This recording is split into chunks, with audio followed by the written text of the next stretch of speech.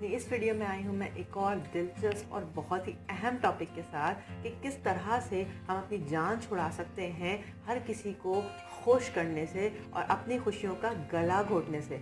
जी हाँ, मैं लाई हूँ ये टॉपिक कि how to stop being a people pleaser. हमारी आदत होती है हम किसी को हाँ हाँ करते फिरते हैं और दूसरों की खुशी की खातिर हम अपनी हैप्पीनेस को, अपने टाइम को अहमियत नहीं देते। तो हम इसमें बात करेंगे कि ऐसे कौन से बिहेवियर्स हैं जिससे पता चल सकता है कि आप, जी हाँ, आप पीपल प्लीज़र हैं या नहीं। और अगर आप पीपल प्लीज़र हैं तो कौन कौन सी प्रॉब्लम्स आप ऑलरेडी झेल रहे हैं और कौन कौन से मसले हैं आपकी लाइफ में। और आखिर में हम उन अनोखी टिप्स एंड ट्रिक्स पर भी बात करेंगे कि इस बीमारी यानी कि पीपल प्लीजिंग के मसले से कैसे आप अपनी जान छुड़ा सकते हैं। और उनमें मैं एक ऐसी टिप की बात भी करूँगी जो मेरा पर्सनल ऑब्जर्वेशन के तहत मैंने एक एक्सपीरियंस किया है, एक एक्सपेरिमेंट किया है, जिसके तहत मैं अपनी पीपल प्लीजिंग से जान छुड़ा सकी हूँ।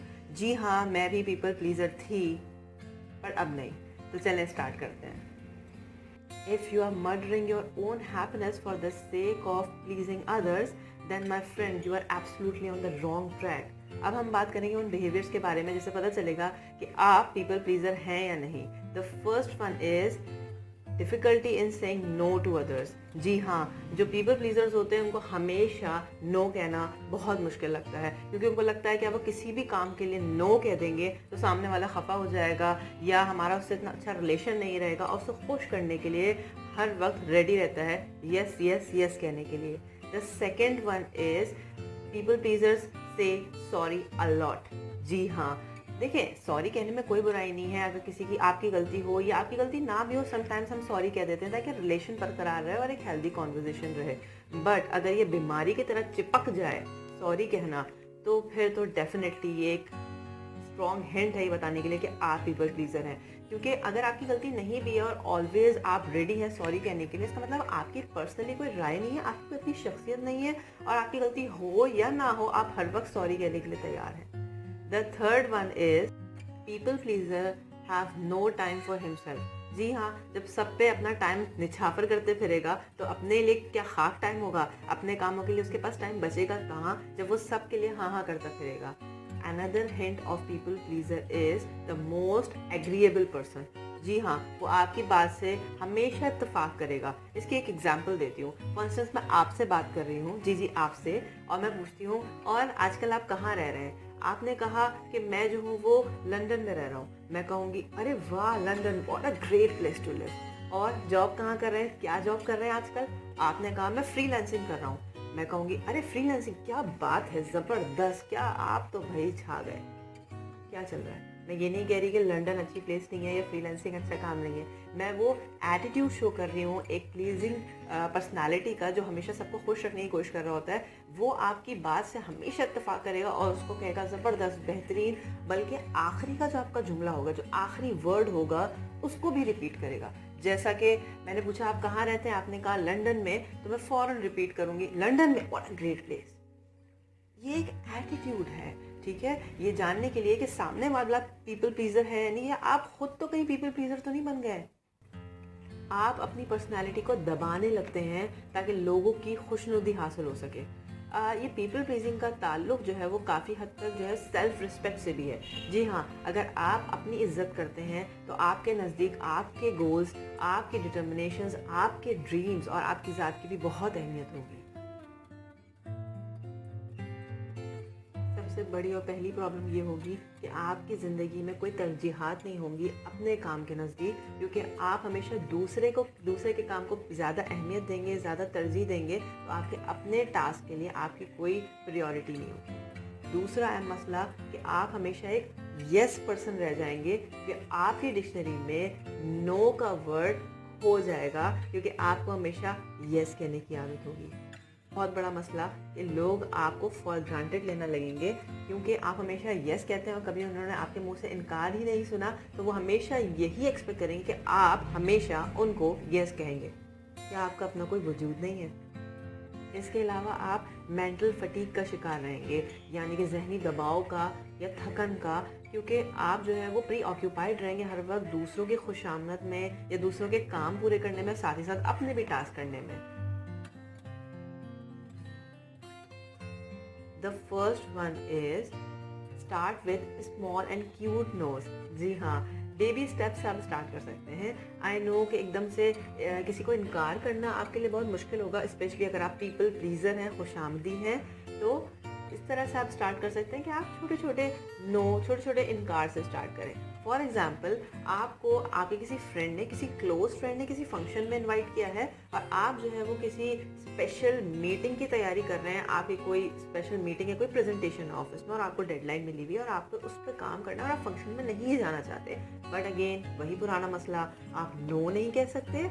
तो इसके लिए आप एक छोटा सा ना तैयार कर सकते हैं, बजाय इसके कि आप एक बड़ा बम फोड़ें अपने दोस्त के सर पे और अपनी ज़ात पे भी, क्योंकि आप प्लीज़र हैं। तो आप ये कर सकते हैं कि आप उसको एक मैसेज कर दें, क्योंकि कॉल करना अगेन आपके लिए मुश्किल होगा।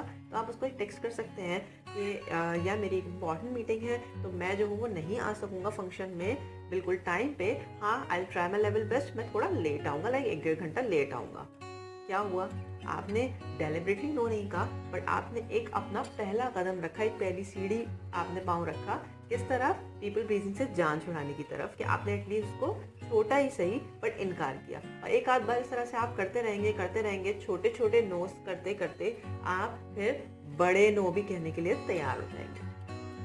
Another tip is give yourself some time। जी हाँ, हमारी आदत होती है, हमारे पास कोई भी आया अपना कोई काम लेकर, हम बाय डिफ़ॉल्ट यस कर देते हैं और हमें मजबूरन वो काम करना पड़ता है अगर हम ना भी करना चाहें, क्योंकि हम यस कह के फंस चुके होते हैं। तो उसकी सेटिंग कुछ यूँ करनी है, अपनी ट्यूनिंग करनी है, ये कि आप बाय डिफ़ॉल्ट कहने के आदी हो जाएं कि यार I will get back to you, या मैं इस बारे में आपको बताता हूँ सोच कर।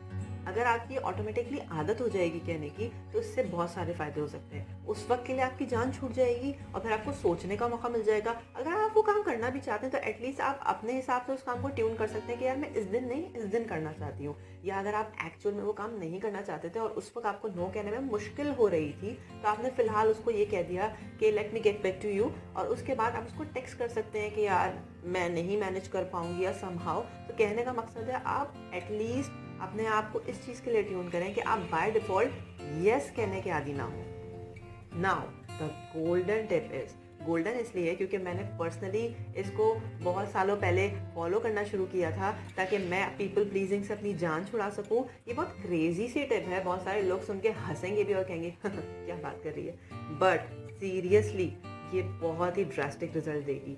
ठीक है, बाकी जो टिप्स बताई हैं वो भी डेफिनेटली बहुत सॉलिड है, बट ये वाली थोड़ी क्रेजी है, तो थोड़े क्रेजी लोगों के लिए ये है। तो are you ready for that tip? Okay, आपने करना ये है कि आपने छोटी ही सही बट कुछ सिली थिंग्स करनी है। फॉर एग्जाम्पल, आप कहीं मॉल में जाते हैं शॉपिंग के लिए, ठीक है, और आप जो है वो अपने फ्रेंड्स के साथ गए हैं और आप जो है वो दो दोस्तें आपकी आइसक्रीम खा रही हैं और आप भी खा रहे हो। आपका दिल कर रहा है कि आप आइसक्रीम खाते वक्त थोड़ा सा अजीब तरीके से खाओ, थोड़ा बचकाना चाइल्डहुड तरीके से। देखा जाए तो इसमें कोई बुराई नहीं है, आप किसी को हर्ट नहीं कर रहे, आप कोई अनएथिकल चीज़ नहीं कर रहे, बट हम कितने ऑकवर्ड हो जाते हैं समटाइम्स। मॉल में 4 लोग देख रहे हैं, तमीज़ से बैठो, तमीज़ से खाओ। आई नो तमीज़ से बैठना, वेल मैनर्ड होकर खाना बहुत अच्छी बात है, बट याद रहे यहाँ हम कोई स्किल सीख रहे हैं, पीपल प्लीजिंग से अपनी जान छुड़ाना है। बेसिकली पीपल प्लीजिंग क्या है? लोगों के जजमेंटल एटीट्यूड से डरे बगैर ज़िंदगी गुजारना, लोगों की जजमेंटल निगाहों से, उनकी बातों से अपनी जान छुड़ाना। तो उसके लिए हम थोड़ा सा बेखौफ होकर जीना सीख रहे हैं। तो याद रहे और ये दिमाग में रखते हुए आपने ये प्रैक्टिस करनी है, डेलिबरेटली प्रैक्टिस करनी है। अब जैसे ही आप थोड़ा सा ऑकवर्ड तरीके से आइसक्रीम खाने लगेंगे उस मॉल में, जहाँ आपको पता है कि सारी निगाहें आपको देख रही हैं, ओके, टू बी ऑनेस्ट ना, सब लोग हमें देख भी नहीं रहे होते, बट चूंकि हम पीपल प्लीजर होते हैं तो हमें लग रहा होता है कि हर कोई हमें ही देख रहा है, जैसे हम कोई सेलिब्रिटी हैं। तो हम जब आइसक्रीम खा रहे हैं थोड़ा सा उस तरीके से खाने की कोशिश करें कि थोड़ा सा सिली वे में या चाइल्डहुड तरीके में, तो फिर आपको लगेगा शुरू में कि लोग मुझे देख रहे हैं, मगर आहिस्ता आहिस्ता आप उन जजमेंटल सोच से बाहर निकल आएंगे और उसके बाद जो कॉन्फिडेंस की हवाएं चलना शुरू होंगी ना, क्या बात है। तो आपने इस तरह की कुछ सिली हरकतें करनी है। फॉर इंस्टेंस, आप जो है वो कहीं 4 लोगों में बैठ के बात करने के लिए, किसी सीरियस टॉपिक पर बात करने के लिए बैठे हैं, सीरियस से मेरी मुराद कोई फॉर्मल सिटिंग है, तो वहाँ पे आप कोई एथिकल जोक क्रैक कर दें। आई नो कि लोग आपसे एक्सपेक्ट नहीं कर रहे होंगे और आप जो है बहुत ही फॉर्मल में वो जोक क्रैक करेंगे। उससे होगा क्या? एक तो वही जो आपका पुराना मसला है पीपल प्लीजिंग और लोग आपको जज ना करें, वो वाले एटीट्यूड से आप बाहर निकल पाएंगे। और दूसरा ये कि एक अच्छी महफिल हो जाएगी।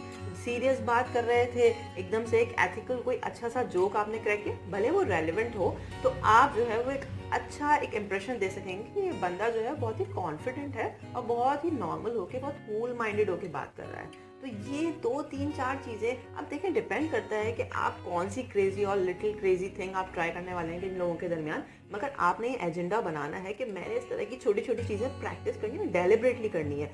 फिर थोड़े टाइम में ही आपको महसूस होगा कि यार अब मैं बहुत कॉन्फिडेंट महसूस कर रही हूँ, क्योंकि मुझे नहीं फ़र्क पड़ता कि कोई मुझे क्या जज कर रहा है। हाँ, कैसे कपड़े पहने हैं, हाँ कैसी बात कर दी, ये कोई महफिल थी ये बात करने की।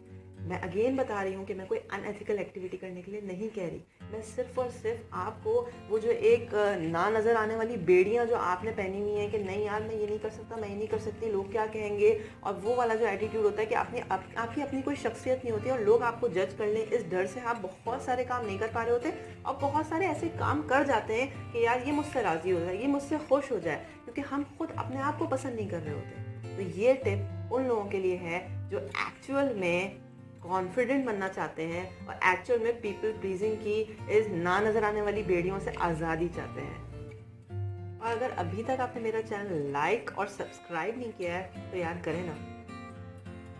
तो आई एम श्योर ये वीडियो आपको बिल्कुल पसंद नहीं आई होगी।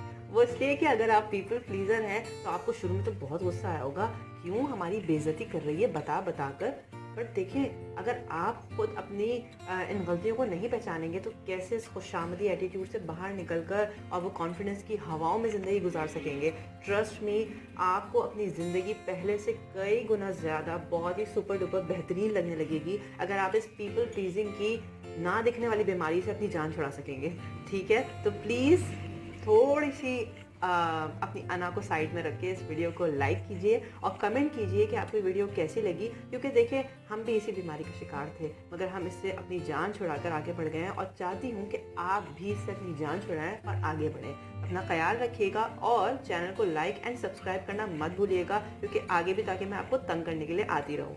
अपना ख्याल रखिएगा, दुआ में याद रखिएगा। अल्लाह हाफिज़ एंड स्टे ट्यून्ड।